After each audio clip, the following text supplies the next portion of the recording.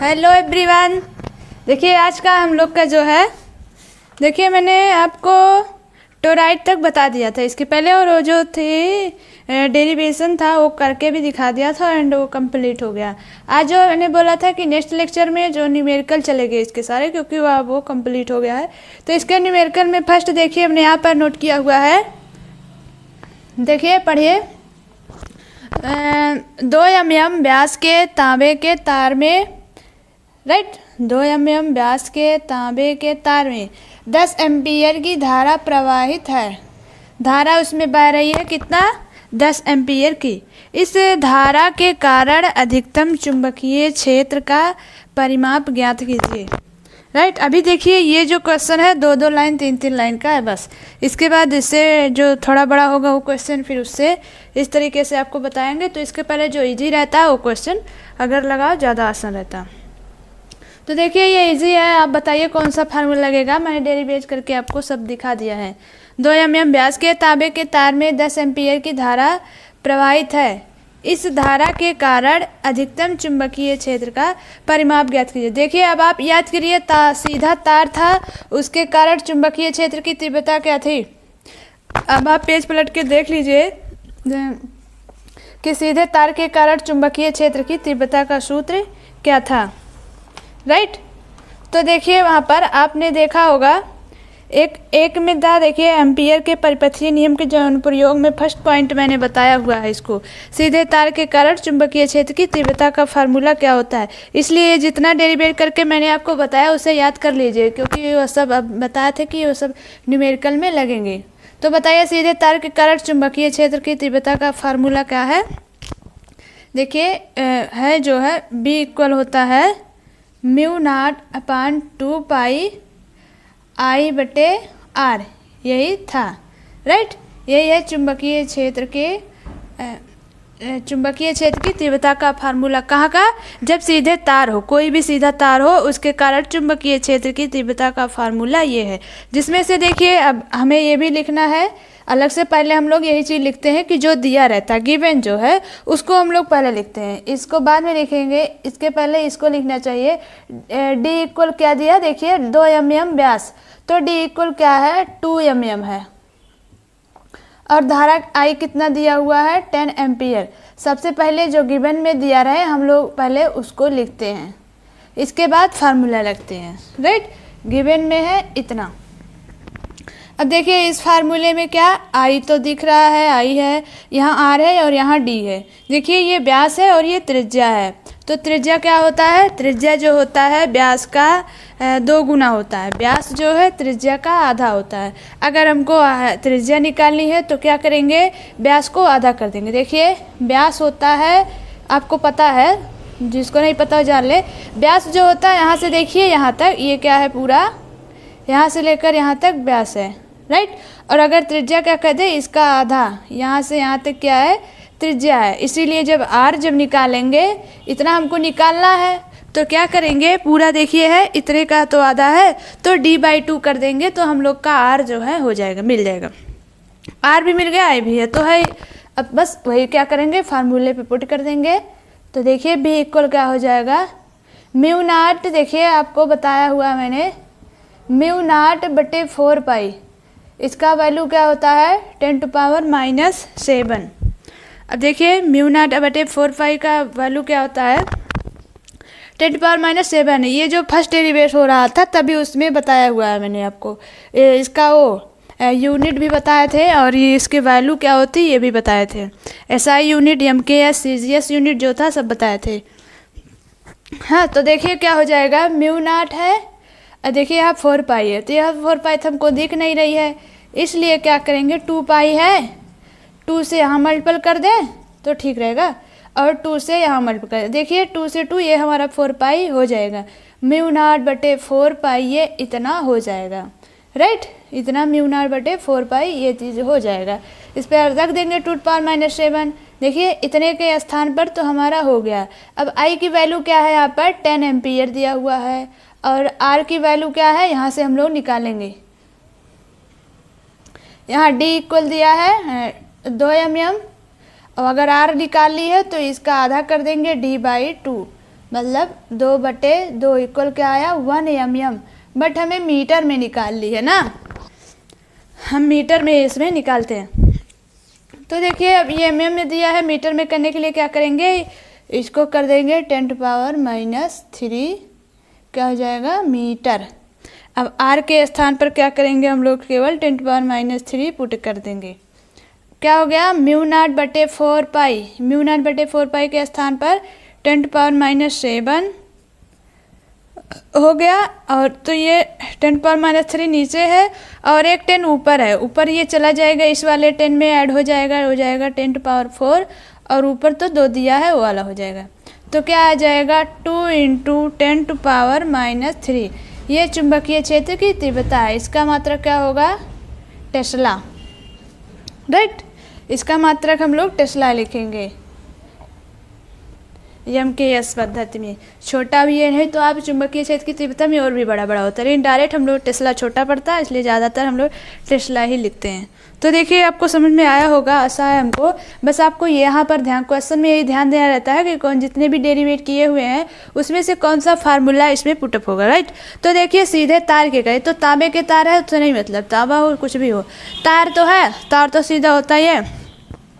तार के कारण निकाले, तार के कारण चुंबकीय क्षेत्र की तीव्रता का फार्मूला क्या होता है μ0/2πi/r। तो आई भी दिया है, आर भी दिया है, आर भी निकालने आपको आता है। और लेकिन आपको μ0/2π वैल्यू नहीं पता हुआ है, केवल क्या पता है μ0/4π। तो हम तो बना सकते ही हैं, 2 से मल्टीपल इधर किए नीचे, तो अगर नीचे कर रहे हैं तो ऊपर भी करें, जिससे वेरिएबल बराबर रहे। तो बराबर हो गया, बस सबको रख के सॉल्व करने आपको आता है, वो डायरेक्ट आपका आंसर है। तो नोट कर लीजिए। उसके बाद नेक्स्ट क्वेश्चन है, देखिए नेक्स्ट क्वेश्चन है, ये भी इजी है, बस फार्मूला ही लगाना है। आप देखकर ही बता सकते हैं कौन सा फार्मूला इसमें लगेगा, राइट। तो पढ़िए पहले, 10 सेंटीमीटर त्रिज्या के वृत्ताकार लूप में 5 एम्पीयर की क्या है धारा फ्लो हो रही है, राइट, बह रही है। लूप के केंद्र पर चुंबकीय क्षेत्र की गणना कीजिए। हाँ तो बताइए, समझ में आया? अगर समझ में आया बताइए कौन सा फार्मूला लगेगा। मैंने आपको बताया था ये कौन सा था डेरिवेशन, ये था आपका बायो-सेवर्ट के नियम के बाद का जो बताए थे, वृत्ताकार धारावाही कुंडली के केंद्र पर उत्पन्न चुंबकीय क्षेत्र की तीव्रता का सूत्र, या वृत्ताकार लूप के कारण केंद्र पर चुंबकीय क्षेत्र की तीव्रता का सूत्र। वहाँ पर मैंने बताया था चाहे आप धारावाही कुंडली कहिए या लूप कहिए, राइट। तो वही चीज़ है। तो यहाँ पर वही जो सेकेंडरी बेस था वही वाला फार्मूला लगेगा लूप के केंद्र पर। देखिए यही चीज़ था उसमें, लूप के केंद्र पर चुंबकीय क्षेत्र की तीव्रता का फार्मूला जो था ये था B = μ0I/2r। यही था आपके लूप के कारण, लूप के केंद्र पर चुंबकीय, चाहे तो आप यहाँ पर ऐसे लिख दीजिएगा, लूप के केंद्र पर चुंबकीय क्षेत्र क्या होगा, यही चीज़ है। हाँ तो चुंबकीय क्षेत्र क्या होगा, B = μ0I/2r। अब देखिए I कहाँ है, कितना फ्लो हो रही है, 5 एम्पीयर की धारा फ्लो हो रही है, राइट, एंड 2r है यहाँ। और देखिए यहाँ सेंटीमीटर में है, 10 सेंटीमीटर। मैंने बोला इसको लिखने से पहले क्या लिखना है आपको, गिवन में जो दिया रहता है उसके बाद इसको लिखना है आपको। तो गिवन वाला पहले लिखा करिए, तो बस समझने के लिए आपको बता दें, इससे डायरेक्ट आप जान जाइए कौन सा फार्मूला आपको लगेगा। गिवन में है देखिए आई कितना करंट है, 5 एम्पीयर, 5 एम्पीयर की धारा फ्लो हो रही है, एंड यहाँ 10 सेंटीमीटर जो है त्रिज्या, आर क्या है 10 सेंटीमीटर, लेकिन हम इसमें क्या है मीटर में लेकर चलते हैं। 10 × क्या हो जाएगा 10⁻⁻2 मीटर। ये क्या हुआ आपका, ये आपका त्रिज्या हुआ। अब क्या होगा, त्रिज्या तो हो गई, आर भी है, आई भी है, अब है μ0। अब बताइए आप लोग तो रख ही लेंगे आसानी से। देखिए μ0/4π क्या होता है, ऐसे आप सीरियल से ही करिएगा, छोटा छोटा करके, डायरेक्ट करते हैं तो गलत हो जाती है। μ0/4π का क्या मान होता है 10⁻⁷, यहाँ केवल μ0 है, राइट। तो यहाँ से हम μ0 की वैल्यू निकाल सकते हैं। क्या करेंगे, 4π को राइट साइड ले जाएंगे, μ0 का हो जाएगा 4π × 10⁻⁷, राइट। μ0 के तो स्थान पे अब हम इतना पुट कर लेंगे। और आई बटे आर तो दिया ही है। तो देखिए हम इतना रख रहे हैं, हम 4 पाई इंटू 10⁻⁻7। आई की वैल्यू क्या है यहाँ पर 5 एम्पियर को सही से करें। 2 आर की वैल्यू क्या है यहाँ पे है 10 इंटू 10⁻⁻2। देखिए 1 10 से मतलब एक वहाँ से कैंसिल हो जाएगा, क्या बचेगा यहाँ पर केवल 10⁻⁻1 बचेगा नीचे 10⁻⁻1। अब देखिए कैसे सॉल्व होगा, करिए। अब इसे केवल सॉल्व ही करना है। जो आएगी आपका यहाँ पर देखिए 2 से तो 2 कर देंगे, आ गया 2 पाई 5 यहाँ हो जाएगा 5 दूनी 10, यहाँ 10 हो गया, पाई बचा। और ये देखिए 10⁻⁻1 है, ये 10⁻⁻7 है, -6 बचा। तो यहाँ क्या बचेगा, पाई को भी 10 को भी इस वाले में ले लेंगे तो बचेगा पाई इंटू 10⁻⁻5। पाई की वैल्यू आपको पता है 3.14 इंटू 10⁻⁻5 टेस्ला, आपको पता है। यही आपका राइट आंसर है। बस कुछ नहीं करना है, बस देख लीजिए लूप था, लूप के केंद्र पर हमको निकालनी थी और बाकी सब कुछ दिया है वही रख दिए, हो गया। अभी ये आपका छोटा छोटा क्वेश्चन है, ये 2-2 ही नंबर में आते हैं, तो इतना नोट करिए। नेक्स्ट क्वेश्चन देखिए, क्वेश्चन नंबर 3 है ये, सेकंड नहीं। हाँ, तीसरा देखिए, एक वर्गाकार कुंडली की प्रत्येक भुजा 4 सेंटीमीटर है, राइट। प्रत्येक भुजा 4 सेंटीमीटर है। कुंडली में 5 एम्पियर की धारा प्रवाहित होने पर उसके केंद्र पर उत्पन्न चुंबकीय क्षेत्र की तीव्रता ज्ञात कीजिए, राइट। तो अब सोचिए, न लूप है न कोई और कुछ है, क्या करना है, वर्गाकार कुंडली की प्रत्येक भुजा। सबसे पहले फिगर बनाइए आप। वर्गाकार कुंडली की प्रत्येक भुजा क्या है, वर्ग के आकार का हो गया, राइट। कितनी है, सब भुजा 4 सेंटीमीटर। क्वेश्चन देखते रहिए, सब भुजा 4 सेंटीमीटर है, वर्ग है इसलिए सब तो बराबर होंगे ही, 4 सेंटीमीटर। कुंडली में 5 एम्पियर की धारा बह रही है, इसमें 5 एम्पियर की धारा फ्लो हो रही है, राइट। इसी में प्रवाहित होने पर उसके केंद्र पर उत्पन्न चुंबकीय क्षेत्र की तीव्रता ज्ञात कीजिए। तो देखिए इसके केंद्र क्या होगा,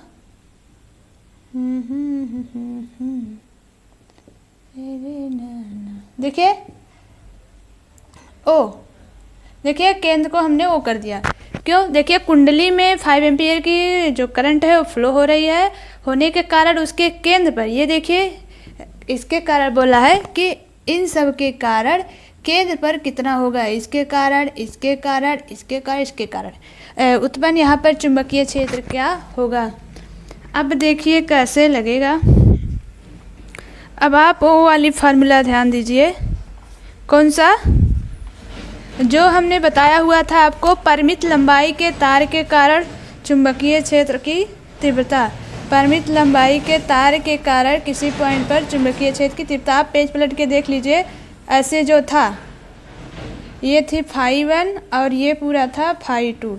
तो देखिए इसके कारण इस पर चुंबकीय क्षेत्र की तीव्रता है, ये उसमें जो था परिमित लंबाई के तार के कारण चुंबकीय क्षेत्र की तीव्रता का जो सूत्र था यही था, परिमित लंबाई, इसके कारण इस पर चुंबकीय क्षेत्र की तीव्रता का जो सूत्र था वो था क्या था, μ0 b इक्वल था, आप ध्यान दीजिएगा वहाँ पर μ0/4 पाई I/r, और यहाँ क्या था sin φ1 प्लस sin φ2, यही था। हाँ, तो आप वो वाला पेज पलट के पहले देख लीजिए, तो μ0/4 पाई I/r साइन, देखिए ये वाला एंगल था φ1, फिर ये वाला एंगल था φ2। तो देखिए उसी रूप में ये है कि नहीं, एक भुजा ले लीजिए और ये वाला ले लीजिए ना, एक भुजा ले लिए, इसी के कारण तो हमें यहाँ पर निकालना है, इस वाले के कारण इस पर हमको निकालना है। उसी प्रकार देखिए ये वाला ऐसे ही तो था, इसके के कारण हमको यहाँ पर निकालना था, राइट। जो डेरिवेशन में मैंने आपको बताया था कि इसके कारण इस पर चुंबकीय क्षेत्र की तीव्रता, तो सेम वैसे ही तो इस भुजा के कारण यहाँ पर चुंबकीय क्षेत्र की तीव्रता क्या होगी। इसके पहले आप ये लिख लीजिए, ABCD डिनोट कर दीजिए। अब हम सबसे पहले जैसे इसके कारण निकाले थे यहाँ का, राइट। इस प्रकार देखिए यहाँ 4 है हमने समय के कारण कहा ना, जितने हैं चारों भुजा के कारण केंद्र पर। तो हम क्या करेंगे, हमें तो केवल एक के कारण पता है, तो क्या दिक्कत क्या है, एक के कारण पता है तो ठीक है।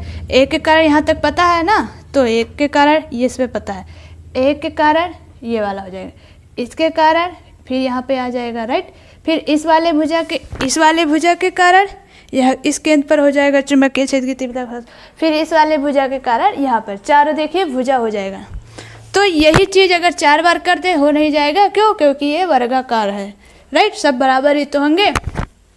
बस वही वाला जो परिमित लंबाई के तर्क का चुंबकीय क्षेत्र की फार्मूला था, सेम वैसे ही, बस ये तोड़ के कर दिया। देखिए इतने का इतना, मान लीजिए ऐसे है, ये अब होगा, एक और हो गया, एक और हो गया, एक और हो गया, हो नहीं गया वर्ग के आकार में, इसके कारण यहाँ पर, इसके कारण फिर यहाँ पर, इसके कारण यहाँ पर, वही तो फिगर है यहाँ पर।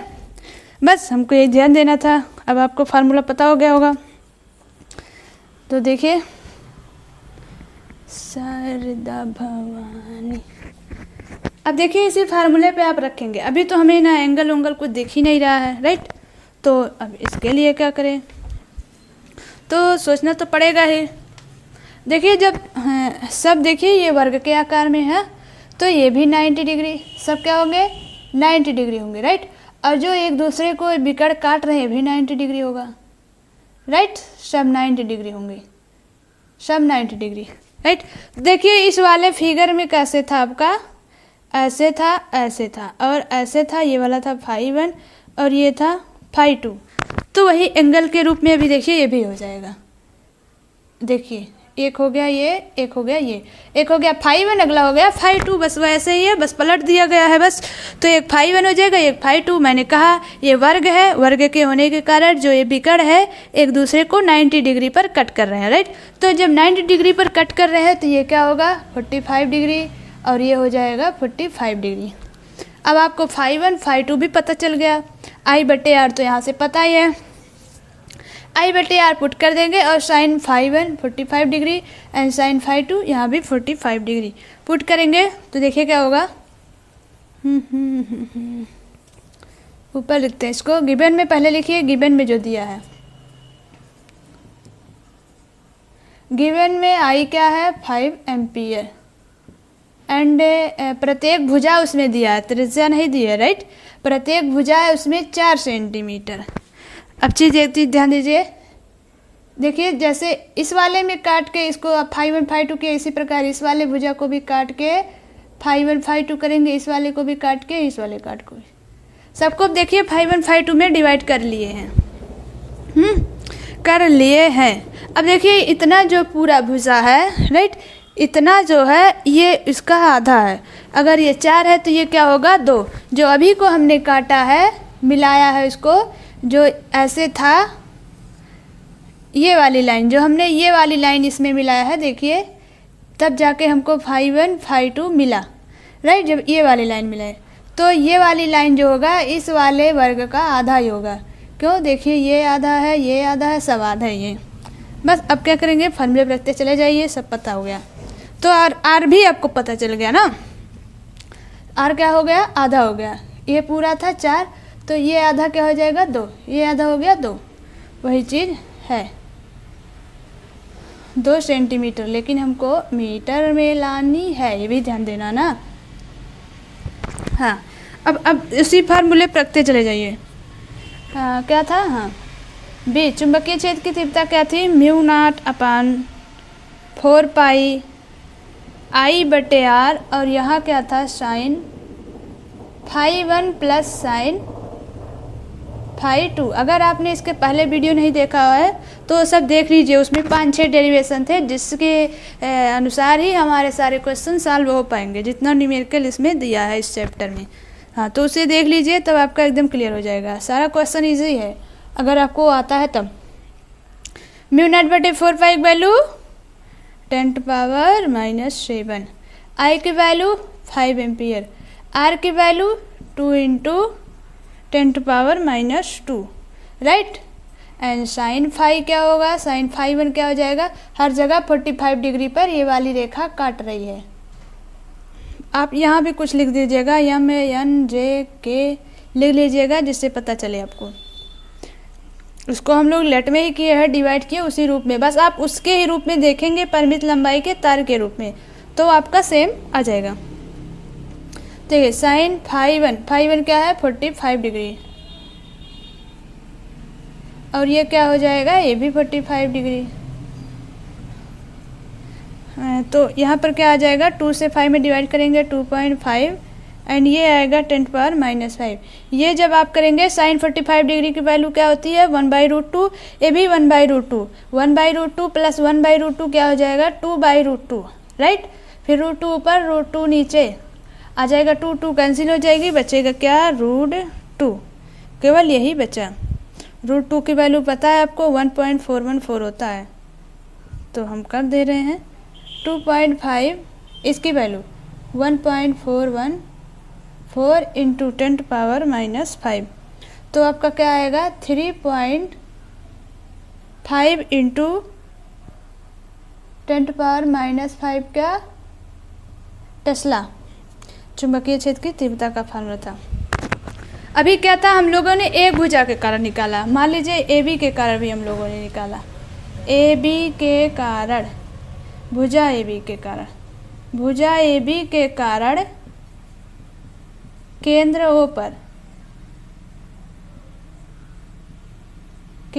ओ पर